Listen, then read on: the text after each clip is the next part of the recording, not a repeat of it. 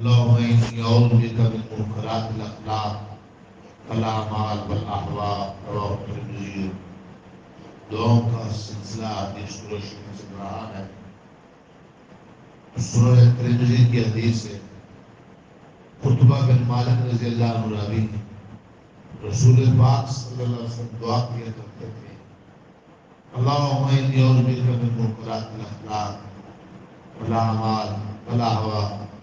اے اللہ میں تیری پناہ چاہتا ہوں برے اخلاق، برے اعمال، بری خواہشات سے.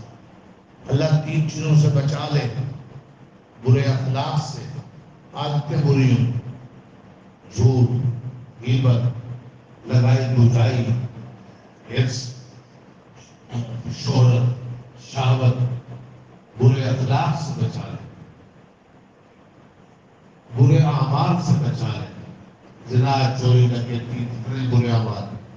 بری خواہشات سے بچا لے، کسی کی بہن بیٹی کو چاہنے کی خواہش، حرام مال کمانے کی خواہش، بڑا بننے کی خواہش، یہ ساری بری خواہش ان سے بچا لے.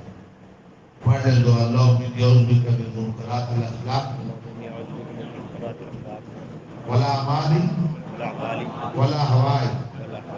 اللہم انی اعوذ بک من منکرات الاخلاق والاعمال والاہواء.